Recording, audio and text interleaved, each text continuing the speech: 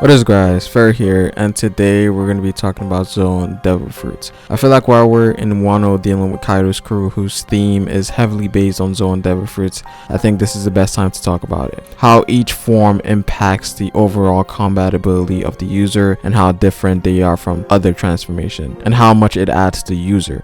And I'm going to use Kaido as a basis for this video. Obviously it doesn't matter what character I use because it follows the same idea that is pretty much relevant for every Zoan user in the show. And I'm going to be going by weakest to strongest, going by the overall stats of each form. Now as you guys know, Zoan Devil Fruit consists of 3 transformations, 4 if you include base form, but we're going to be talking about the 3 transformations for the time being. Now there's a transformation that hasn't been confirmed in the show, but I think is possible with Zoan Fruits, and this is something that I think Marco has shown. And I think a lot of people either didn't notice it or it simply got overlooked, but I'll talk more on this later in this video. Now the first transformation being full transformation, which transforms the user into a creature or a beast in its entirety. So this form transforms the user fully into said creature, so most of the human traits are pretty much gone at this point, which is then replaced by the creature's features and traits. Now overall I think this is the weakest form for Zoans from an overall combat ability standpoint because of many things we've seen in the show so far when it comes to Zoan users who use this form in combat against other individuals. And it's also something that applies to all Zoan types as well, regular, ancient, and mythical. And one of the main reasons for this is because it's not exactly the most convenient form for fights in general. For the most part, it's used as intimidation and it serves as a good way to reveal a Zoan user's fruit without actually having to show much of the user's true capabilities, given that it's the weakest form that is used for fights. In Jack's case, we saw that he was revealed in his full transformation, and yes, for the most part against the initial clash against the Minks, he used this form to fight against some of the lower tier Minks and fought Inuarashi for a bit, even though Inuarashi had the slight edge. However, I think overall it got disadvantages for him to keep fighting in that form because of the inconvenience of that form, and that's one of the bigger drawbacks about full transformation. Human form is usually better to fight in than, let's say, a full giraffe transformation, given its disproportionate body parts and traits that makes it less suitable to fights, especially against other people that are around your level. And this is why Jack transformed into his base form, because he can do more in that form against Neko. He can hold his swords and he has more mobility in his human form, making it more suitable for combat. And then we also saw this with Kaido, and yes, Kaido did have fire breath in his full dragon form and can fight, but because of his large size, that alone puts him in a very bad position against Luffy. And that's when we saw Luffy use Gear 3 to absolutely punk Kaido in his full transformation. And at that point in time, Kaido was defenseless. He was way too large to dodge the attack and way too slow to even counter it. So he was just taking the hits because there was nothing else he could do. Now obviously Luffy didn't really do any damage to Kaido, but Luffy definitely had the advantage there in terms of overall stats. It was only till Kaido got frustrated and went into his base form for a counter, and that's when Luffy was absolutely useless and could barely push Kaido back with even stronger attacks than the ones he did on Kaido's full transformation.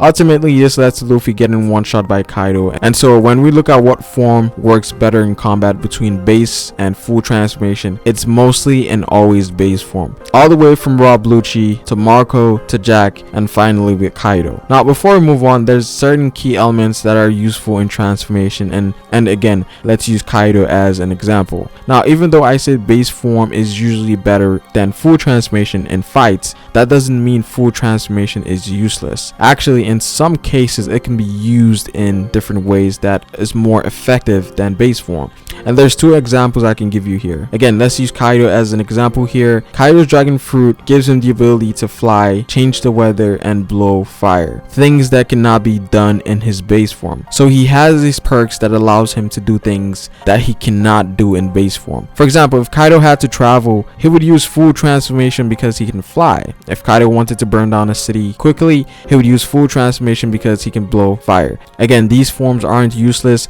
they're simply inconvenient to be used in fights, and even if they are used in fights, they're not as effective as base form. So that's something that should be noted. Now one of the more impressive things I've seen from full transformation was from Marco during Marineford, specifically Marco's clash against Kizaru. Now when Kizaru attacked Whitebeard, Marco jumped in and blocked the attack.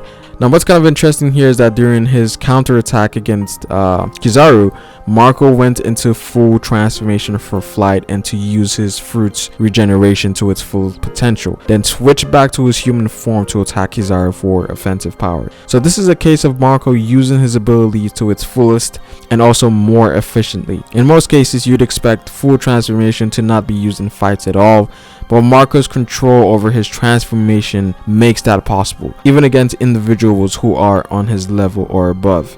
So overall, while it is the weakest form for fights, it does have its uses here and there, Marco being a good example of that.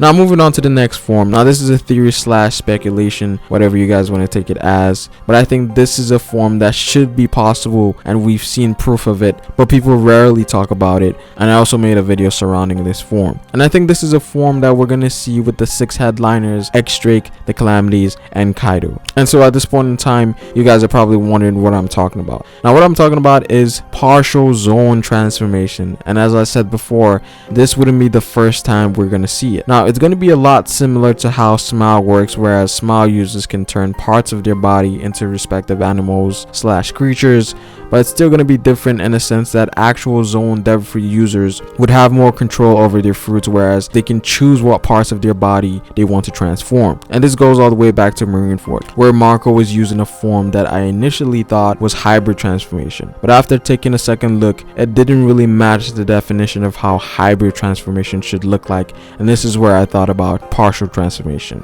Now in Marineford, Marco was alternating between different states of his Devil Fruit very quickly. Now we saw his full Phoenix form against Kizaru, and then we also saw it again when he tried to save Ace. The closest thing we saw to hybrid form was when Marco and Vista attacked the Kainu, and even then that was just him using partial transformation on multiple parts of his body. But every other transformation that we saw apart from the full transformation was leaning towards partial transformation, where he could just make parts of his body into blue flames. It was mostly his wings because that granted him flight, and then he would use his human legs for kicks. And the reason I'm so sure as to why this isn't hybrid transformation is because by going off of the definition of what hybrid transformation is, it doesn't make any sense, and here's why. Hybrid transformation is supposed to be a mixture of both human traits and animal traits mixed into one form, but what Marco showed us during Marineford was simply him changing parts of his body into full transformation. Hybrid transformation is going to look a bit different for Marco. Hopefully I can find some artwork that represents what Marco should look like, and even then we have Pell, who has a fruit that works in the same fashion as Marco. Marco and Pell have the same base but a different model, and we've seen Pell's hybrid form, and Marco has shown nothing of sorts. And if you make the comparison between Marco and Pell's fruit,